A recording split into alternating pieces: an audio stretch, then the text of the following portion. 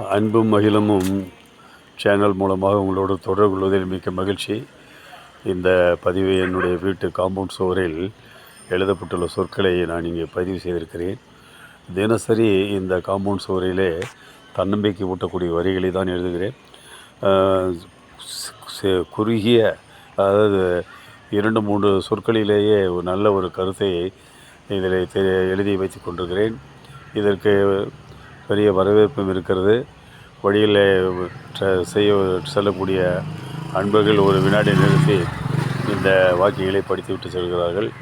இந்த வாக்கியங்கள் எல்லாம் தன்னம்பிக்கை ஊட்டக்கூடியதாகத்தான் அமைந்திருக்கிறது. ஒரு சகோதரியை பார்த்துவிட்டு, ஐயா நீங்கள் இந்த மாதிரி இப்போ பதிவு போடுறீங்க, சொற்கள் குறியதாக இருந்தாலும் அது தன்னம்பிக்கை கூட்டக்கூடியதாக இருக்குது.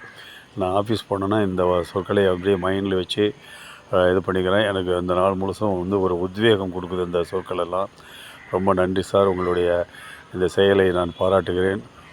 இது ஒரு தொண்டாக நினைத்து செய்து கொண்டிருக்கிறீர்கள். உங்களுக்கு என்னுடைய நன்றியை தெரிவித்துக் கொள்கிறேன் என்று சொல்லியிருக்காங்க. உண்மையும் அதுதான். ஆக இந்த பதிவில் பார்த்திங்கன்னா, மிகப்பெரிய சொத்து எது? அன்பு தான். அன்புக்கு நான் நிறைய சொல்லியிருக்கேன். அன்புக்கு நிகரானது அன்பு தான். அதனால தான் நம்ம சேனலுக்கு பேரே அன்பும் மகிழமும்னு வச்சுருக்கேன். ஸோ இந்த இதை பாருங்கள், எல்லோருகிட்டையும் அன்பாக இருங்க. எல்லோருக்கும் என்னுடைய வாழ்த்துக்கள். நன்றி.